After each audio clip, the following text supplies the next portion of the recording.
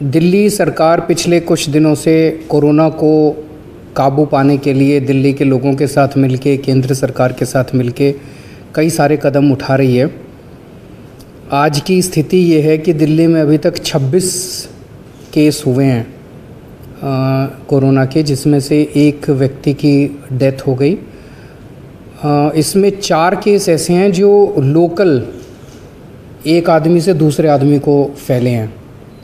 बाकी 22 केस ऐसे हैं जो बाहर के देशों से आए थे बीमारी लेके। तो एक तरह से फैलने का सिलसिला भी अभी कोई बहुत तेज़ी से आगे नहीं बढ़ रहा, लेकिन हम लोगों को अपनी तरफ से सारी एहतियात बरतनी है, क्योंकि जो दुनिया भर में हम लोगों ने देखा है कि जब ये फैलना चालू होता है तो इतनी तेज़ी से फैलता है कि फिर किसी के काबू में नहीं आता। हम लोग इटली, ईरान, चाइना, इन सब के एग्जाम्पल्स देख चुके हैं और हम नहीं चाहते कि हमारे देश के अंदर, दिल्ली के अंदर इस तरह की परिस्थिति बने। तो इसके लिए कई सारे कदम उठाए जा रहे हैं। मैं समझता हूँ कि इन सभी कदमों की वजह से आप सब लोगों को बहुत तकलीफ़ हो रही है, दिक्कतें आ रही हैं, लेकिन एक चीज़ अपने को ध्यान रखनी है, अगर आपको अपने को कोरोना से बचाना है तो आप ही बचा सकते हो, कोई और आपको नहीं बचा सकता। जितने कदम आपको बताए जा रहे हैं, जितनी एहतियात बरतने के लिए आपको कहा जा रहा है, अगर वो सारे कदम आप अच्छे से पालन करें तो आपको कोरोना नहीं होगा। जो आपको कहा गया कि किसी से हाथ ना मिलाइए, दूसरा बार बार पूरा दिन में हाथ धोते रहिए, साबुन से हाथ धोते रहिए, ताकि आपको अगर कहीं पे छू भी दिया जहाँ पे कोरोना था और अगर आपके हाथ में आ भी गया तो कम से कम आप जब साबुन से हाथ धो लेते हैं तो वो ठीक हो जाता है। तो जितनी भी और भी लोगों से डिस्टेंस बना के रखें, ज़्यादा से ज़्यादा घर में रहें। अभी थोड़े दिन अगर हम घर में रह जाएंगे तो कोई समस्या नहीं है, ज़्यादा से ज़्यादा घर में रहें। बहुत ज़्यादा ज़रूरी ना हो तो घर के बाहर ना निकलें। ये बातें अगर हम फॉलो करेंगे तो हम कोरोना से बच सकते हैं, अपने परिवार को भी बचा सकते हैं। अभी पहले हम लोगों ने ऑर्डर जारी किए थे दिल्ली के अंदर 20 लोगों के एक साथ इकट्ठा होने के ऊपर। आज उसको हम रिवाइज़ करके 5 लोग कर रहे हैं। ऑर्डर जारी अभी होने वाले हैं कि 5 से ज़्यादा लोग एक जगह इकट्ठे ना हों, और अगर कहीं हैं भी तो अपने बीच में 1-1 मीटर का फासला रखें। कई जगह ऐसे होती है जहाँ पे लाइनें भी लगनी होती हैं, वहाँ भी 1-1 मीटर का फासला, लाइन भी अगर लगी है तो 1-1 मीटर का फासला अपने बीच में रखें। कल प्रधानमंत्री जी ने ऐलान किया है जनता कर्फ्यू का, उसको मद्देनज़र रखते हुए कल ट्रेन्स भी नहीं चल रही है, मेट्रो भी नहीं चल रही है, कई सारे ऑटो टैक्सी भी सड़क पे नहीं होंगे। हमने इस बारे में काफ़ी विचार किया कि क्या सारी बसें सड़क से बंद कर दी जाएं। तो उसमें एक ये विचार आया कि अगर सारी बसें हम लोगों ने बंद कर दी तो जो इमरजेंसी जिन लोगों को होगी उन्हें दिक्कत हो सकती है। तो कल हम 50% बसेस सड़क पे कल नहीं चलाई जाएंगी। एक ये कदम उठाया जा रहा है कि जो बाहर से लोग आए थे उनको क्वारंटाइन किया जाता है। जब उन लोगों को हमने सरकारी जो व्यवस्था थी वहाँ पे क्वारंटाइन किया तो कुछ जो लोग थे उनको वहाँ की कंडीशंस पसंद नहीं आई। वो हो सकता है लग्जूरियस चीज़ें चाहते हों, तो उनके लिए कुछ होटलों में इंतज़ाम किए गए थे। तो उन होटलों के अंदर वो खुद की पेमेंट करके रह रहे हैं, पेड फैसिलिटी थी। तो अब ऐसे जो क्वारंटाइन वाले रह रहे हैं लोग 14-14 दिन के लिए उन होटलों में, ऐसे लोगों के लिए उसके ऊपर जीएसटी की माफ़ी दी जा रही है सरकार की तरफ से। उस पर जीएसटी चार्ज नहीं किया जाएगा ताकि उनके लिए ये थोड़ा सा सस्ता हो सके।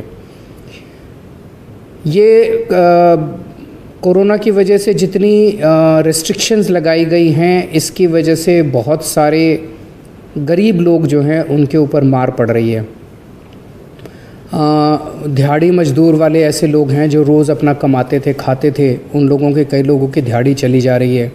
इसकी हम लोगों को बहुत ज़्यादा चिंता है। हम नहीं चाहते कि कोई भी व्यक्ति भुखमरी का शिकार हो, उसके घर में खाने को भी ना हो। हमने इसके बारे में काफ़ी विचार किया। एक सुझाव ये आया कि पूरी दिल्ली में जगह जगह किचन लगा दिए जाएं और लोगों को खाना बना के मुफ्त खाना बांटा जाए। इसमें एक खतरा ये था कि अगर हमने वहाँ खाना मुफ्त बांटना चालू कर दिया तो वहाँ भीड़ लग जाएगी, वो एक कोरोना को फैलाने का स्थान बन जाएगा। तो क्या करें? तो फिर हम लोगों ने ये तय किया है कि जो हम राशन देते हैं राशन की दुकानों के ज़रिए, तो दिल्ली में लगभग 72 लाख लोग हैं जो राशन की व्यवस्था से जुड़े हुए हैं। 72 लाख लोगों को, 2 करोड़ की जनसंख्या में 72 लाख लोगों को हर महीने राशन मिलता है। उनका हम राशन बढ़ा रहे हैं थोड़ा सा। वैसे तो जो राशन मिलता है, एक व्यक्ति को 4 किलो गेहूं और 1 किलो चावल और चीनी मिलती है अलग से। ये मोटे मोटे तौर पे सफिशेंट होता है एक आदमी के लिए महीने के लिए, लेकिन फिर भी एक आदमी को 4 किलो गेहूं और 1 किलो चावल मिलता है 5 किलो। हम इसका 50% इंक्रीज़ कर रहे हैं अभी इस महीने के लिए, तो 7.5 किलो राशन एक व्यक्ति को दिया जाएगा और वो फ्री दिया जाएगा। अभी तक 2 रुपये किलो गेहूं के लेते थे, 3 रुपये किलो चावल के जो हम चार्ज करती थी सरकार, और चीनी के जो मेरे ख्याल से 13 रुपये है वो लिया करते थे। अब वो फ्री राशन दिया जाएगा, आपसे पैसे नहीं लिए जाएंगे। और हम कोशिश ये कर रहे हैं कि अप्रैल महीने का राशन जो है, जो 1.5 गुना राशन है अप्रैल महीने में, वो अप्रैल महीने का राशन आपको 30 मार्च से ही देना चालू कर दें। इतना समय हमें लग जाएगा केंद्र सरकार से प्रोक्योर करने में और ट्रांसपोर्ट करने में और बांटने का इंतज़ाम करने में, तो 30 मार्च से ही हम लोग लागू कर दें। मेरी सब लोगों से जो भी राशन लेने जाएंगे उनसे विनती है कि वहाँ पे भी राशन की दुकान पे भी भीड़ ना लगाएं। अगर लाइन में लगें तो थोड़ा सा लाइन में 1-1 मीटर का फासला दे के लगें। सबको राशन मिलेगा, चिंता मत करना। जिन जिन को राशन लेना होता है सबको राशन मिलेगा। राशन की कमी नहीं होने देंगे, आपके खाने की कमी हम बिल्कुल नहीं होने देंगे, सबको राशन मिलेगा। आज अगर थोड़ी भीड़ दिख रही है, कल आ जाना लेने राशन, परसों आ जाना लेने राशन, और 30 तारीख तक आप सब लोगों को 30 तारीख से राशन मिलना चालू हो जाएगा। तो लगभग 72 लाख मतलब 18 लाख के करीब फैमिलीज़ इससे राशन में कवर हो जाएंगी, जो कि मैं समझता हूँ कि सबसे गरीब परिवार दिल्ली के हैं, वो इससे उनको सहूलियत मिलेगी। इसके अलावा 2.5 लाख विधवा महिलाओं को हर महीने सरकार पेंशन देती है। इस बार की जो पेंशन है हम उसको डबल कर रहे हैं। 5 लाख बुजुर्गों को हर महीने पेंशन देती है, उनकी पेंशन को भी हम लोग डबल कर रहे हैं। लगभग 1 लाख विकलांगों को हर महीने पेंशन देते हैं, उनकी पेंशन को भी डबल कर रहे हैं। ये इसलिए कर रहे हैं ताकि हर परिवार के अंदर ये सब लोग, विधवाएं, बुजुर्ग, हैंडीकैप्ड, ये सब लोग काफ़ी गरीब परिवारों से आते हैं, और ये वो सब गरीब परिवार हैं जिनको कोरोना की वजह से सबसे ज़्यादा मार झेलनी पड़ेगी। तो इनके घर में एक तो राशन पहुंचा दिया सब लोगों के घर में, और एक थोड़ा थोड़ा एक्स्ट्रा पैसा आएगा, तो हम समझते हैं कि कोरोना की जो मार है उससे इनको थोड़ी सी मदद मिलेगी। जो होमलेस लोग हैं, बेघर लोग हैं, जिनका कोई घर नहीं है, जो सड़कों पे सोते हैं, उनके लिए नाइट शेल्टर्स जो हमारे हैं, नाइट शेल्टर्स में हम खाने का इंतज़ाम कर रहे हैं। नाइट शेल्टर्स में हम लंच और डिनर दोनों का इंतज़ाम कर रहे हैं। यहाँ जो भी आके खाना खाना चाहे, किसी से कोई पूछा नहीं जाएगा, वो आके खाना खा सकता है, चाहे वो बेघर हो, चाहे वो, हम एज्यूम कर रहे हैं वहाँ बेघर लोग ही आके खाना खाएंगे, लेकिन जो भी आके वहाँ खाना खाए हमारे नाइट शेल्टर्स में, वो खाना खा सकते हैं। मेरी खासकर मैंने 2 दिन पहले भी अपील की थी सभी बुज़ुर्गों से, खासकर 60 साल से ऊपर के जितने बुज़ुर्ग हैं, जितने हमारे लोग हैं, उनको हाथ जोड़ के विनती है, कोरोना बुज़ुर्गों के लिए थोड़ा ज़्यादा ख़तरनाक है।